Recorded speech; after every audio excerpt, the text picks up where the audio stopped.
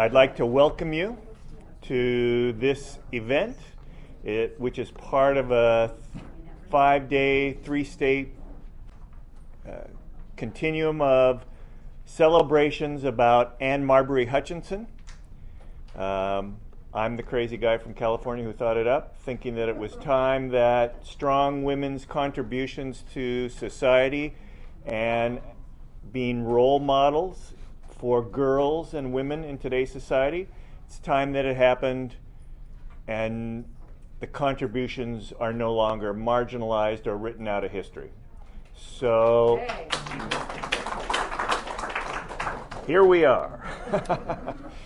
We started out in Boston, had Michael Dukakis address the group under Anne's statue on the Massachusetts State House grounds. We had the next day, a wonderful panel discussion with 3 eminent historians at the New England Historical and Genealogic Society, and that was sold out, standing room only. So we're having a great old time meeting with you today. Our goal as the Anne Hutchinson Foundation is to give a chance to women's ideas and for women's education, to sponsor them, give them scholarships in cases where they've run up to an impediment that prevents them from getting an education. I'm one of those crazy guys who thinks that education solves most things. Once you know and can face the truth honestly, then you can face it, rather than worrying about what might be or what should be. Having all the facts, I think, is the best way to face life. So here we are, and as our first speaker, I'd like to introduce to you one of your locals who is the recipient of the first Stand Strong with Anne Award, Valerie DeBrule.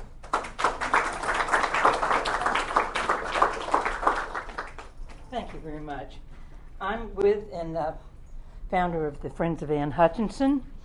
Do I need this? Yes. I do need this, all right.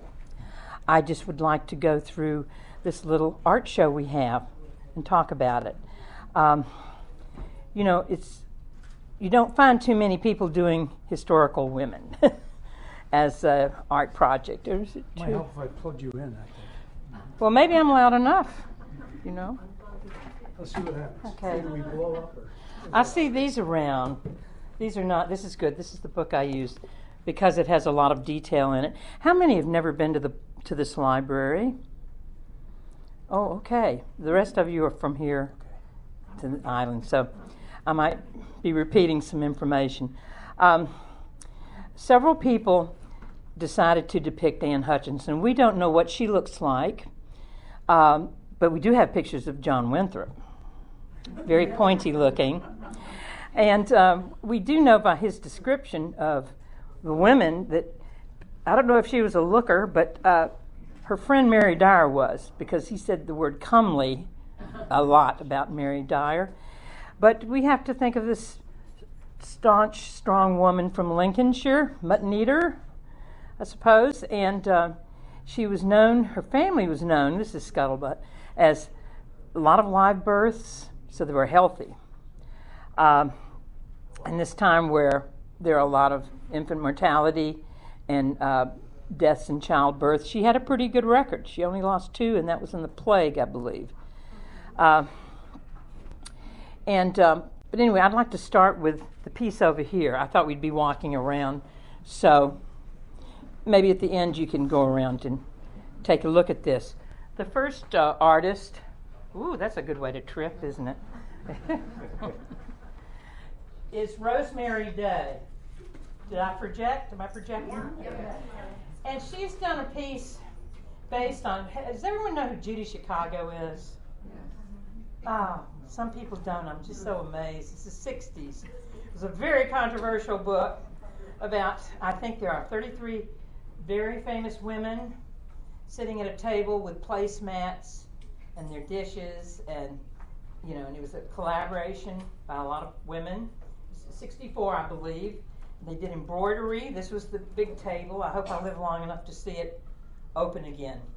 Judy Chicago's dinner table. As a woman, they say you walk in there and it takes your breath away because it's all about women. Goes to show you.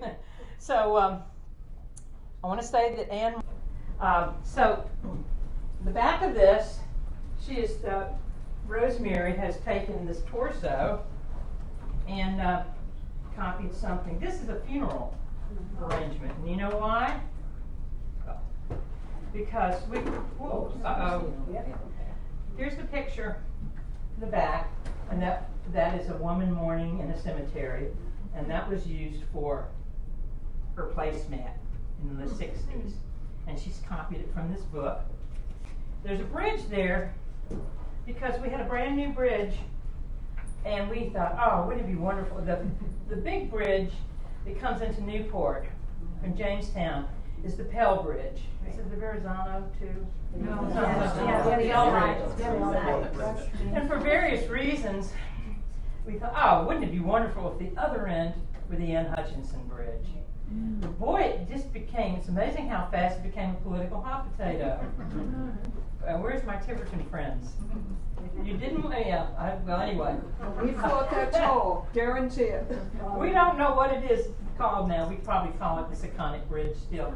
So she's written about, this is kind of the funeral for it. And I cause it. Or the bridge too far, but you know, it's a beautiful bridge too. If we visualize people going over that bridge and say, this is the Anne Hutchinson Bridge, let me tell you about this woman's life.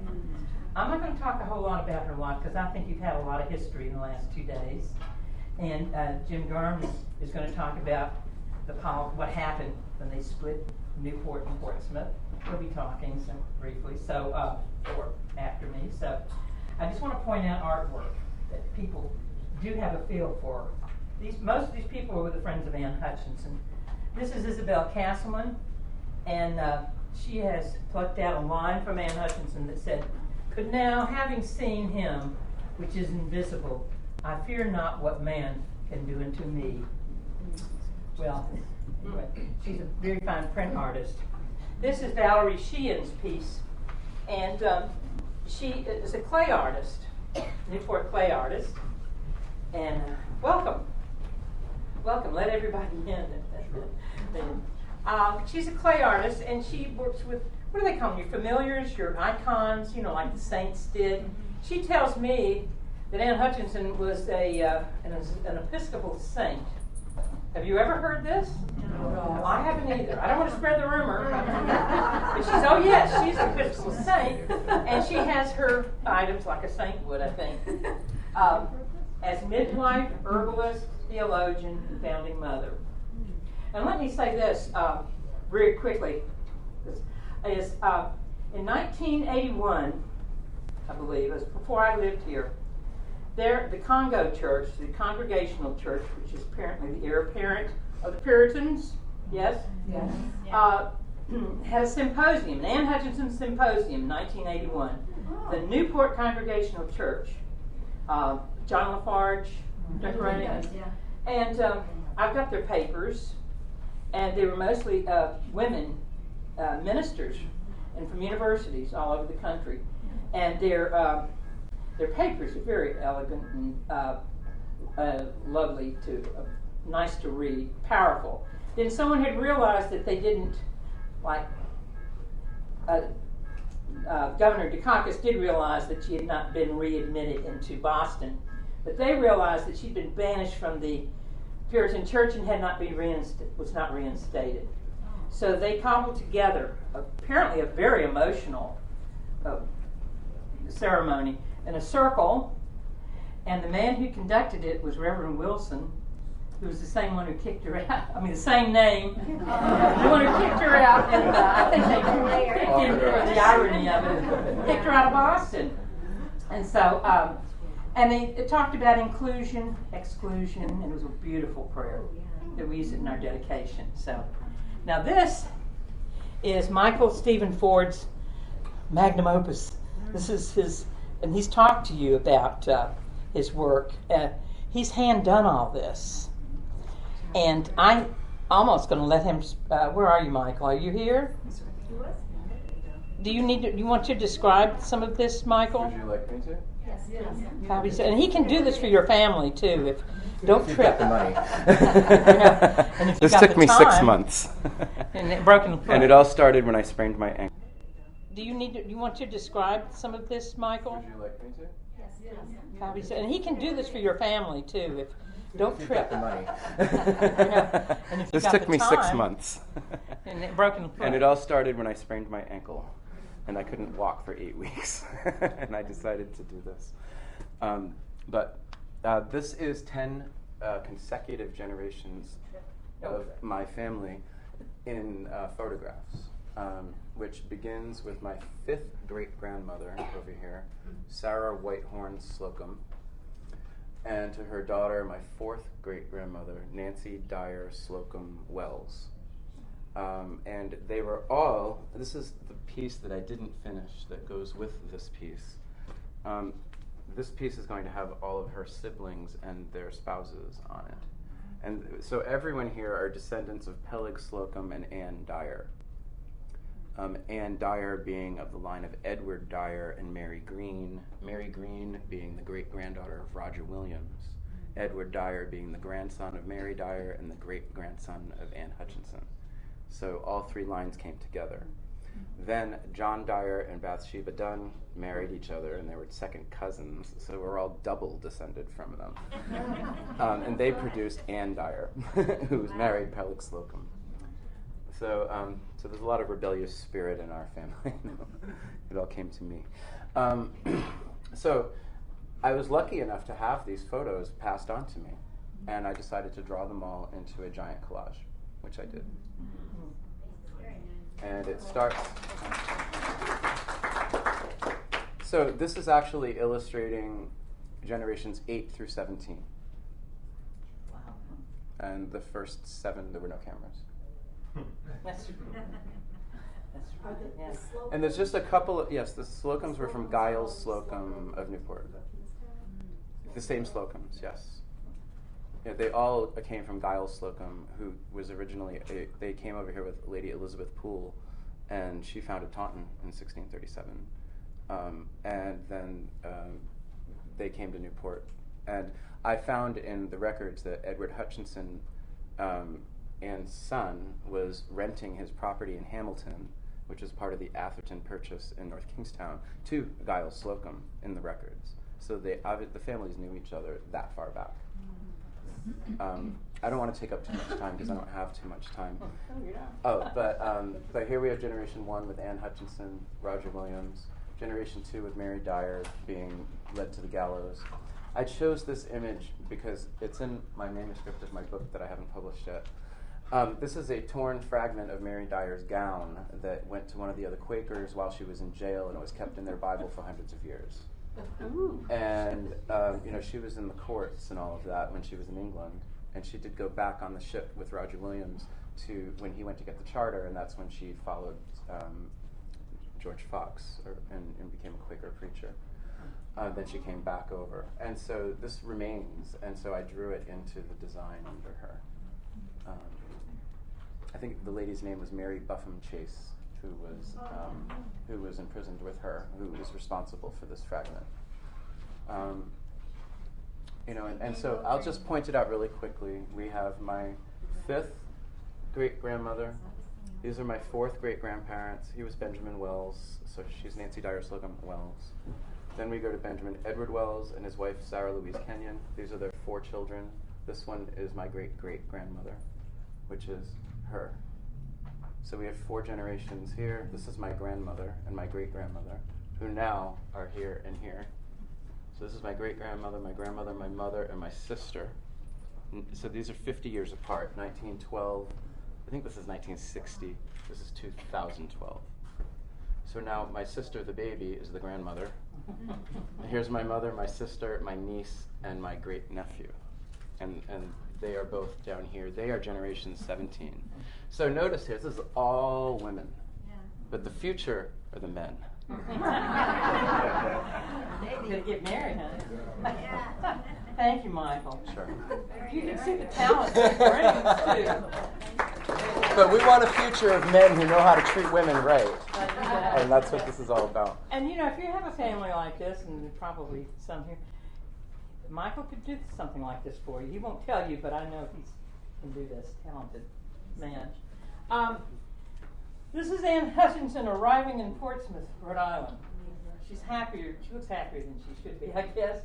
You know, for a long time I've used this theme of being booted out of Boston in foot-deep snow. Winthrop said that the snowflakes were as big as shillings. She's booted out and she's walking and pregnant. And I use that theme a lot because it's dramatic. Then I found out last week she didn't really walk to Pecasset, which is Portsmouth. You know, later, this is Pecasset, later named Portsmouth, as you know, most of you know. But she did leave Boston with a bang. She walked out of Boston, and why not? But she was sickly and pregnant, and her followers came with her, and they went on a 6-day walk through the snow.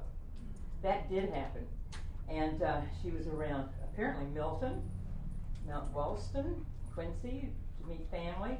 Then she went to Providence, but then she took a boat from Providence to, she might have gone through Seekonk, maybe, from Boston to, from Providence to Aquidneck Island, Pecasset. But then she had to walk out in the snow, right? So this is a copy of the Land Compact, which is a very important document from, and this is made of Nepalese and Chinese papers, so it's kind of a collage. Back here, there are 2 pieces, and this artist has, well, she believes that maybe there was a good year in Portsmouth when Mary Dyer, her friend Mary Dyer, who's 20 years younger, they all had young children, that maybe they were at the Founders Brook Park and drawing water. It's kind of a fantasy piece because we don't really know what the women looked like. But we know that they did have some servants, but we know that they worked hard. Hard work being settlers. And it must have been a little harder being a little widespread with acreage rather than the town living in Boston. And also we have another friend from friend of Anne Hutchinson, Barbara Finelli, who's a photographer, and she was going to be in this, and she took a picture there at the park in the early days, and we swear we see a woman's figure in colonial garb. And he says, yeah, I see it, we all saw it, but then she blew it up and you couldn't see it anymore. So Barbara wouldn't put it in, so thank you, Barbara. And this finally, if you too can be Anne Hutchinson, if you want to put your face in there. That's by Lisa May, who's a really good, she's a paper artist, and she makes her paper and has a good sense of humor. And she's working at the Folk Festival this weekend. So anyway, if you want to enjoy that and take pictures, please be our guest. Who did the one up here? Which one? That one. I did. Oh, you did? Yeah, I'm an artist, so yes. In fact, it sort of began with art at the Boys Gallery that's in Newport. And I was waiting to hear some input. I had to hear something from Providence, Portsmouth. And what I was hearing is what I needed to hear. Her name was Judy Landry, I believe, in Portsmouth. She's passed on now, but I heard her say, "Isn't it a shame there's no memorial?" That's all I needed to hear. You know, I wanted to come from Portsmouth because I think somehow she kind of belongs to Portsmouth to me, and Mary Dyer is sort of like Newport to me. So, but anyway, this is the culmination of it. I'm so excited that you came to Portsmouth on this trail. And now we're going to talk about some history here from our town historian. And is he not here? Do you want to You can introduce Jim? No, ma'am, but he's going to start at 1:30, and for the next 5.5 minutes, I'm going to gap if it's all right. Well, that's all right. Can you dance? So I'm literally passing. Thank you. So I'm literally passing the hat, right? Not for your dollars. I want to invite you to enter into a raffle. We have a book stack that we promised to give away. The raffle hat, you can put your email address in there, your name in there, your business card in there, whatever. We would love to stay in touch and love to continue to build programming all year long at some level along the Hutchinson Trail during Anne's 425th year. July 20 was her baptismal day. Yes, sir. All right. Well, somebody take it. Was her baptismal day, and we don't know when her birthday was, but I spoke to somebody today who had a birthday. Last night we were in Boston, and 3 young ladies had a birthday this week, and so it's just been fun to see who might share a birthday with Anne Hutchinson. Once the hat gets around and everybody's entered as they see fit, Valerie will draw the winner. These are some wonderful books that were donated by a friend of the foundation. Anne Hutchinson, The Troubler of Puritan Zion. There's a keepsake. Of course, American Jezebel. How many people here have read this book? Have read? Yes, ma'am. Yes. That's great to see. So, how many people here are going to read this book? That's a fun one. The other is Founding Mothers and Fathers by Dr. Mary Beth Norton of Cornell University. She is the premier scholar in feminist history and Puritan research, at least one of the top in the nation. I can see a couple of nodding heads maybe. And then she spoke yesterday at the New England Historical Genealogical Society with 2 other eminent scholars around the discussion of Anne Hutchinson's confrontation with Governor Winthrop and her move here, and then of course from here to New York State along the Hutchinson River, which is, as you know, along the Hutch Parkway, both of which are named for her.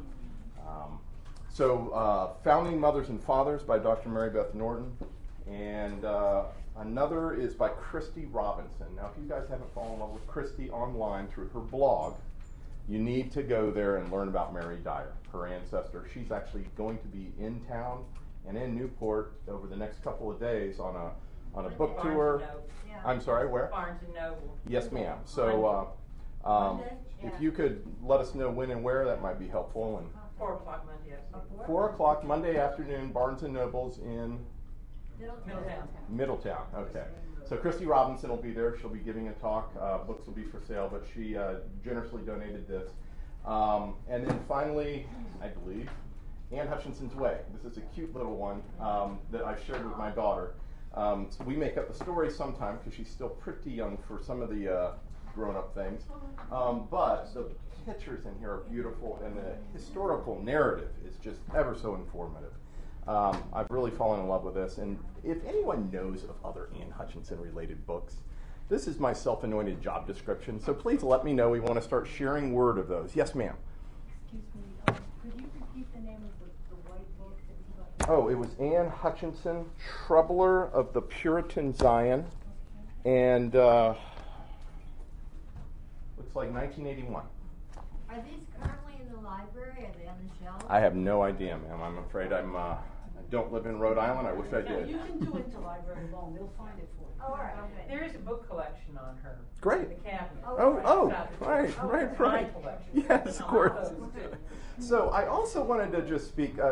I'm sorry, not everybody was at the park that's here, and not everybody that's here was at the, et cetera.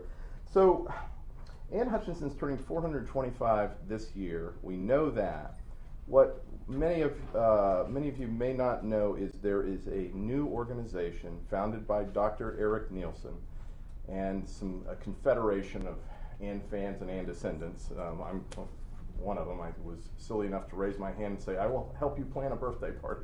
So Dr. Eric Nielsen founded the Anne Marbury Hutchinson Foundation. Now, we don't know what that exactly means coming out of this weekend, so we want to invite you to dialogue. We want your ideas. We want your input. We need your help, hands, and ideas.